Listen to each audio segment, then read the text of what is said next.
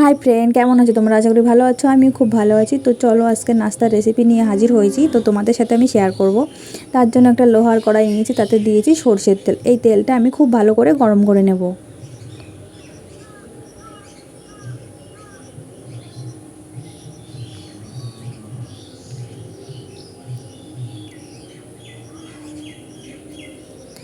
তেল খুব ভালোভাবে গরম হয়ে গেছে, আর এখন আমি তার মধ্যে দিয়ে দেব রসুন কুচি অল্প পরিমাণে।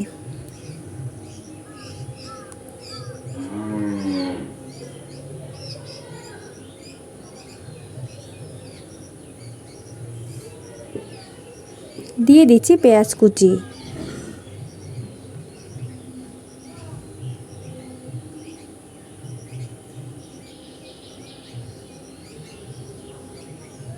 এই পেঁয়াজ আর রসুনটা আমি খুব ভালোভাবে ভেজে নেব, যাতে কাঁচা গন্ধটা না থাকে।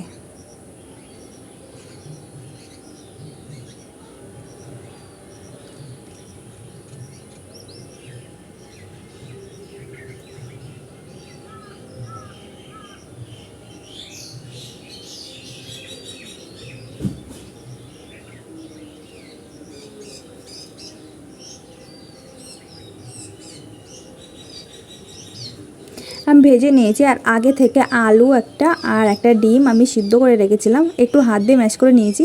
আর এখন আমি দিয়ে দেবো। এটা তোমরা গ্রেটারের সাহায্যে গ্রেট করে নিতে পারো। আর এখন খুন্তি দিয়ে একটু ভেঙে ভেঙে দিচ্ছি।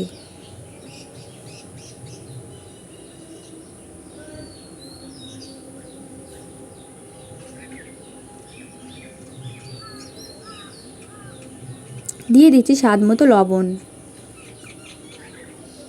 দিয়ে দেব হলুদ গুঁড়ো, লঙ্কা গুঁড়ো। এটা তোমরা তোমাদের স্বাদ অনুযায়ী দেবে। দিয়ে একটু সব কিছু মিশিয়ে নেব।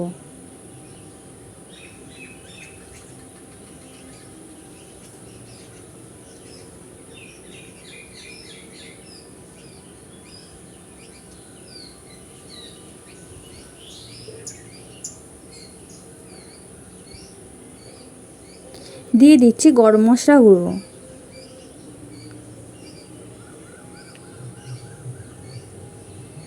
আমি সব কিছু ভালোভাবে মিশিয়ে নেব এবং খুন্তির সাহায্যে ম্যাশ করে নেব। এই যে আমি খুন্তির সাহায্যে ম্যাশ করে নিয়েছি খুব ভালোভাবে। আর এটা আমি এখন নামিয়ে ঠান্ডা করে নেব। পুরটা ঠান্ডা হতে হতে আমি একটা বেটার তৈরি করে নেব। তার জন্য নিয়েছি বেসন। আর এখন তার মধ্যে দিয়ে দিচ্ছি স্বাদ মতো লবণ। দিয়ে দেব হলুদ গুঁড়ো। দিয়ে দিচ্ছি খাবার সোডা অল্প পরিমাণে, 1 চামচের 4 ভাগের 1 ভাগ। আমি সব কিছু একসাথে মিশিয়ে নিচ্ছি।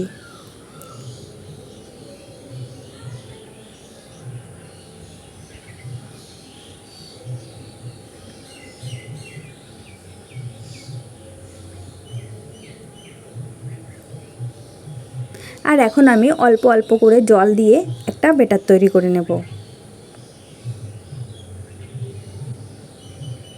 এখানে তোমরা লঙ্কা গুঁড়ো ইউজ করতে পারো। বেটার আমি তৈরি করে নিয়েছি। আমি এখানে 4 পিস পাউরুটি নিয়েছি। আর এদিকে আমার আলু আর ডিমের পুরটাও ঠান্ডা হয়ে গেছে। আর এখন আমি একটা পাউরুটি নিয়ে এই আলুটা তার ওপর দিয়ে চারিদিকে লাগিয়ে দেব।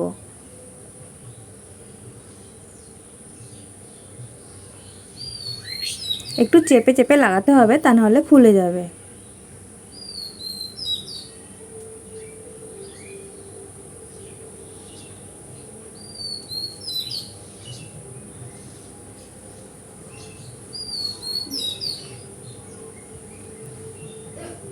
আমি একই রকমভাবে সবগুলো লাগিয়ে নেব।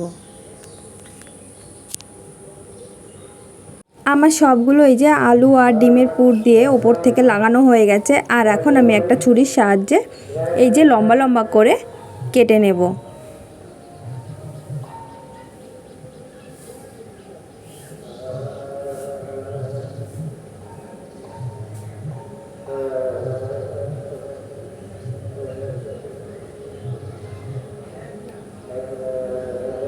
আমি একই রকমভাবে সবগুলো কেটে নেব।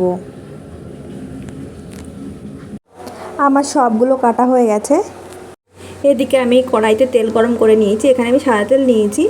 আর আমি এই রুটি ব্যাটারের মধ্যে লাগিয়ে চারিদিকে ভালো করে লাগিয়ে নিয়ে তেলের মধ্যে দিয়ে দেব।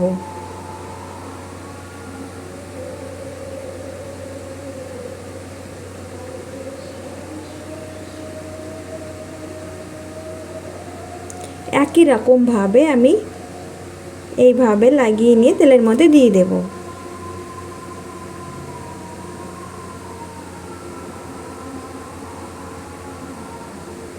আমি এখানে সবগুলো একসাথে দেবো না, কারণ আমি অল্প তেল নিয়েছি। আমি অল্প অল্প করে ভেজে নেব, দুটো তিনটে করে।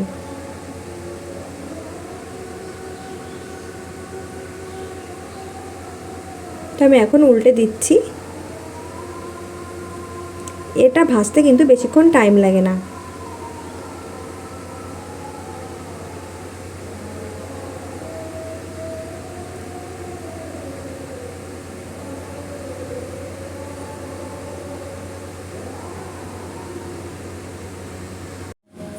এই যে আমি দু সাইড লাল লাল করে ভেজে নিয়েছি, আমার ভালো করে ভাজাও হয়ে গেছে।